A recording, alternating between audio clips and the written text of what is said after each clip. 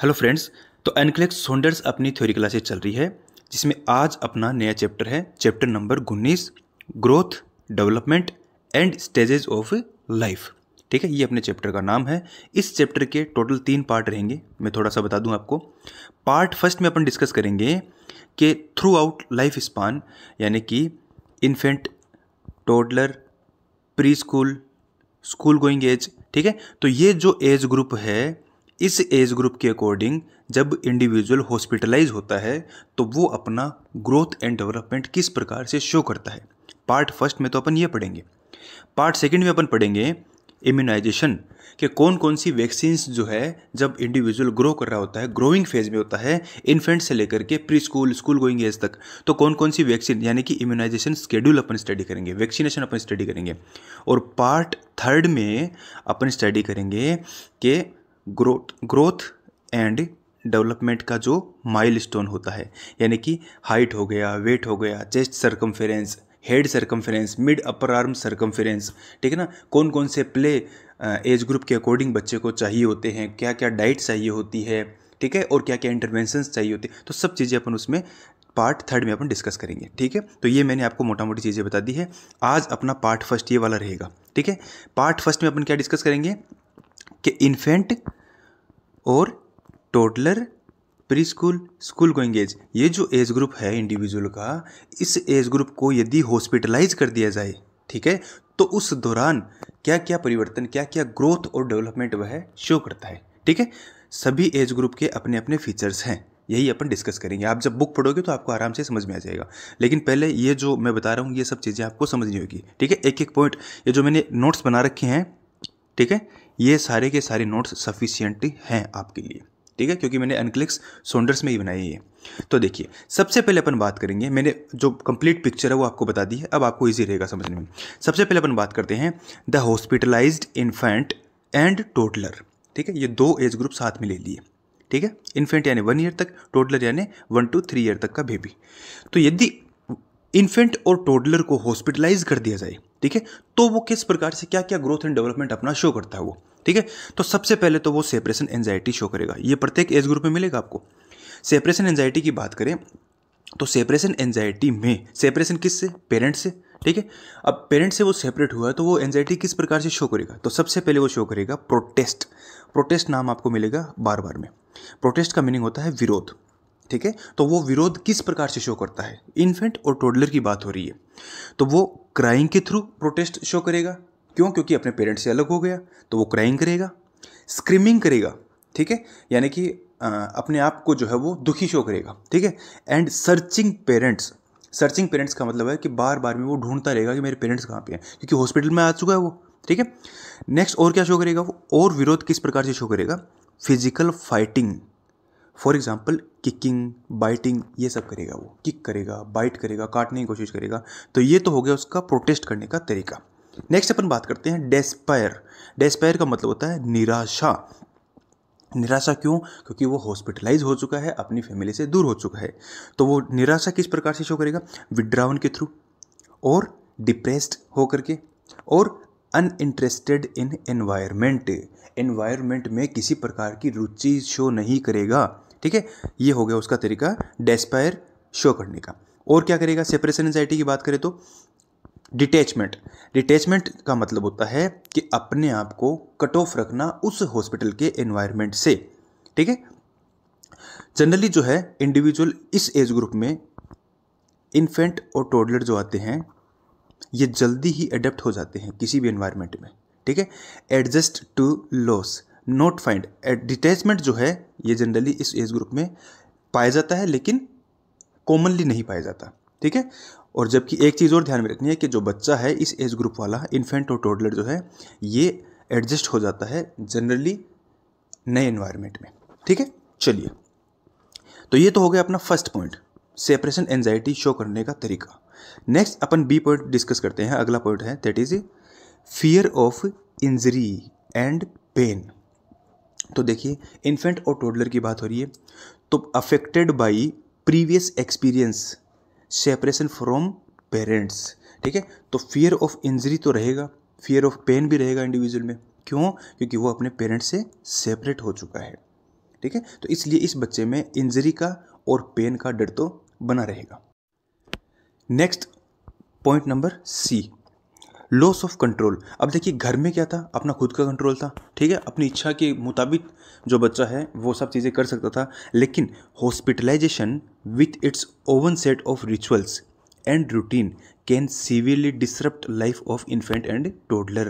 Hospitalise जब बच्चा हो चुका है तो उस कंडीशन में हॉस्पिटल के खुद के रिचुअल्स और उनका खुद का रूटीन होता है, उसको फॉलो करना पड़ता है, तो बच्चे का खुद का जो कंट्रोल है वो वहाँ पर नहीं रहता, ठीक है। नेक्स्ट अपन बात करते हैं इंटरवेंशन। अब इस एज ग्रुप में यानी कि इन्फेंट और टोडलर के एज ग्रुप में क्या क्या इंटरवेंशंस अपने को ध्यान रखने होते हैं। तो देखिए सबसे पहली चीज़ तो है थेरेप्यूटिक टच प्रोवाइड करना होता है, ठीक है। थेरेप्यूटिक टच का मतलब होता है सॉफ्ट टच, और स्पीक सॉफ्टली, और sucking stimulation provided. For example pacifier देना, सकिंग स्टिमुलेशन, क्योंकि ओरल स्टेज जो है वो इस एज ग्रुप में डेवलप होती है, ठीक है, क्योंकि बच्चे को इस स्टेज में ओरली प्लेजर मिलता है, तो इसलिए सकिंग स्टिमुलेशन जो है वो प्रोवाइड करवाना चाहिए। कैसे प्रोवाइड करवाएंगे? पेसिफायर दे करके। पेसिफायर क्या होता है? ये जो आर्टिफिशियल निप्पल होती है इसको बोलते हैं पेसिफायर, ठीक है, ये देना। इसको बच्चा सक करता रहेगा, ये देखी होगी आप सभी ने। इसको बच्चा क्या करता रहेगा? सक करता रहेगा, उसको ओरली प्लेजर मिलता रहेगा, ये प्रोवाइड करवाना। और क्या करना? Provide age related toys. और क्या करना? Approach with positive attitude, positive attitude के साथ में उसको अप्रोच करना। And anticipate temper tantrum. Temper tantrum का मतलब होता है उसको, बच्चे को कई बार जो है वो गुस्सा भी आता है अननेसेसरी, तो उसको क्या करना? एंटिसिपेट यानी उसको आराम से हैंडल करना, ठीक है। तो ये हो गया अपना फर्स्ट इन्फेंट और टोडलर का एज ग्रुप। सेकेंड अपन बात करते हैं द हॉस्पिटलाइज्ड प्री स्कूलर, ठीक है। देखिए तो प्री स्कूलर जो है यानी प्री स्कूल जो एज ग्रुप है वो किस प्रकार से अगर हॉस्पिटलाइज हो तो वो कैसे अपना जो ग्रोथ और डेवलपमेंट है वो शो करता है। तो उसमें सबसे पहले अपन बात करते हैं सेपरेशन एंजाइटी, ठीक है। तो लेस ऑब्वियस, इस एज ग्रुप में सेपरेशन एंजाइटी जो है वो लेस ऑब्वियस, कम मिलती है बहुत ही, ठीक है। लेस सीरियस, बच्चा जो है वो एंजाइटी शो नहीं करता इतनी ज़्यादा। अब बात करते हैं प्रोटेस्ट की। तो प्रोटेस्ट कैसे शो करेगा? अगर प्री स्कूलर यदि बच्चा, इस एज ग्रुप का बच्चा यदि हॉस्पिटलाइज्ड है तो वो अपना प्रोटेस्ट कैसे शो करेगा, ठीक है। तो एग्रेसिव देन टोडलर। तो पहली बात तो ये है कि वो जनरली सेपरेशन एंजाइटी तो शो नहीं करता है, लेकिन प्रोटेस्ट जो है वो विरोध जो है उसका विरोध एग्रेसिव होता है, ठीक है। और बात करते हैं डेस्पियर, निराशा कैसे शो करेगा? सिमिलर टू टोडलर, जिस प्रकार से टोडलर शो करता है। डिटैचमेंट सिमिलर टू टोडलर, दोनों चीज़ें जिस प्रकार से टोडलर शो करते हैं वैसे ही प्री स्कूलर शो करेंगे, लेकिन प्रोटेस्ट जो है ये एग्रेसिव होगा टोडलर की बजाय। तो ये तो हो गया सेपरेशन एंजाइटी। सेकेंड अपन बात करते हैं fear of injury and pain. इस एज ग्रुप में यानी कि प्री स्कूलर एज ग्रुप में fear of injury and pain की बात करें तो इन्वेजिव प्रोसीजर का फियर रहता है इस एज ग्रुप में, प्रेजेंट मिलता है अपने को, ठीक है। या इन्वेजिव का मतलब जैसे कोई इंजेक्शन लगाना वगैरह हो गया, ठीक है, कोई स्टिचेज वगैरह टांके वगैरह देना है, ये फियर उसमें इस एज ग्रुप में होता है।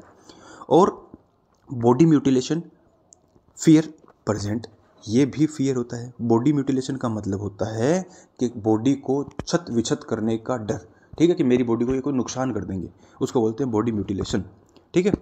तो ये भी होता है। नेक्स्ट अपन बात करते हैं लॉस ऑफ कंट्रोल। तो इस एज ग्रुप में लॉस ऑफ कंट्रोल, ये एज ग्रुप किस प्रकार से शो करता है? Show regression if not allowed to maintain some control, ठीक है। इस एज ग्रुप में यानी प्री स्कूल एज ग्रुप में जो बच्चा है वो रिग्रेशन के थ्रू अपना लॉस ऑफ कंट्रोल जो है वो शो करता है। रिग्रेशन का मतलब होता है कि अर्लियर लाइफ की तरह बिहेव करना, ठीक है। यानी कि मान लीजिए एक 10 साल का बच्चा है, ठीक है, तो वो 3 साल के बच्चे की तरह बिहेव कर रहा है, तो उसको बोलते हैं रिग्रेशन। डिफेंस मैकेनिज्म है, ये आगे पढ़ेंगे अपन, ठीक है। तो प्री स्कूलर जो बच्चा है ये अपना लॉस ऑफ कंट्रोल कैसे शो करता है, ठीक है, ये रिग्रेशन के थ्रू अपना लॉस ऑफ कंट्रोल शो करता है। ये बार बार में रो करके इस प्रकार से माहौल बनाएगा कि जैसे जितनी एज का ये है उससे ये कम अपने आप को दिखाएगा, ठीक है, ज़्यादा ही बचपना दिखाएगा अपना। मेंटेन सम कंट्रोल, ठीक है। तो अपने को क्या करना है? इसको दबाना नहीं है, इसको रोकना नहीं है, थोड़ा सा इसको कंट्रोल करने की कोशिश करनी है। Next egocentric and magical thinking, ठीक है। इस एज ग्रुप में मैजिकल थिंकिंग मिलेगी। इगोसेंट्रिक, इगोसेंट्रिक होगा individual, limit their ability to understand event. तो इसलिए जब इंडिविजुअल में इगोसेंट्रिक और मैजिकल थिंकिंग मिलेगा तो इसके कारण क्या होगा कि अंडरस्टैंडिंग जो है इवेंट्स को समझना, ठीक है, वो क्या होगा उसके लिए इम्पॉसिबल हो जाएगा, ठीक है, कि वो एक्चुअल चीज़ों को समझ ही नहीं पाएगा, ठीक है। तो इस प्रकार से ये लॉस ऑफ कंट्रोल जो है वो शो करता है। नेक्स्ट अपन बात करते हैं इंटरवेंशन की। तो प्री स्कूलर जो है उसको प्रोवाइड करना चाहिए safe environment, secure environment, take time for communication के लिए उसको थोड़ा टाइम देना चाहिए। और क्या करना चाहिए, अलाउ टू एक्सप्रेस एंगर, क्योंकि एंगर मिलेगा इस एज ग्रुप में। Next, find fear and anxiety, ठीक है, उसको किस चीज़ से डर लग रहा है ये भी अपने को फाइंड आउट करना है। नेक्स्ट, एक्सेप्ट रिग्रेसिव बिहेवियर, जो मैंने बताया अर्लियर लाइफ की तरह वो बिहेव करता है उसको एक्सेप्ट करना। Toy according to age group देना, उम्र के अनुसार उसको खिलौने देना। डाइवर्जन एक्टिविटी उसको प्रोवाइड करवाना, लाइक खेल वगैरह हो गया, अंताक्षरी वगैरह है, या जो अलग अलग डाइवर्जनल एक्टिविटी है वो उसको प्रोवाइड करवाना। चलिए नेक्स्ट अपन बात करते हैं third, the hospitalised school age child, ठीक है। अब स्कूल एज जो चाइल्ड है वो किस प्रकार से हॉस्पिटलाइज्ड अगर होता है तो वो क्या क्या चीज़ें शो करता है। तो फर्स्ट वन, सेपरेशन एंजाइटी। तो यहाँ पर देखिए separation anxiety, protest, despair, detachment, ये सब इस बच्चे में क्या मिलेंगे, एब्सेंट मिलेंगे, ठीक है, क्योंकि ये सब चीज़ें जो है, क्योंकि बच्चा धीरे धीरे ग्रो कर रहा है तो ये प्रोटेस्ट वगैरह, डेस्पेयर वगैरह, डिटैचमेंट वगैरह ये बिल्कुल शो नहीं करेगा, ठीक है। तो सेपरेशन एंजाइटी तो नहीं मिलेगी। नेक्स्ट अपन बात करते हैं fear of injury and pain. तो fear of bodily injury and pain ये तो मिलेगा बिल्कुल, क्योंकि ये तो आम अडल्ट तक मिलता है ये तो, ठीक है। Next, fear of disability and death, ये इस एज ग्रुप में रहेगा। नेक्स्ट अपन बात करते हैं लॉस ऑफ कंट्रोल। तो child feel helpless and dependent if physical limitation occur, यदि उसको फिजिकली उसको रेस्ट्रिक्ट करने की कोशिश की जाएगी, बार बार में उसको ये नहीं करना वो नहीं करना, ये सब रोक टोक उसके साथ की जाएगी, तो वो फिजिकली अपने आप को हेल्पलेस फील करेगा, डिपेंडेंट फील करेगा, ठीक है। चलिए नेक्स्ट अपन बात करते हैं इंटरवेंशन की। तो इस एज ग्रुप के लिए स्कूल गोइंग एज ग्रुप है ये, focus on child's ability and need, तो इस बात पे फोकस करना है। नेक्स्ट, एनकरेज ओवन केयर, उसको खुद की सेल्फ केयर के लिए उसको मोटिवेट करना है।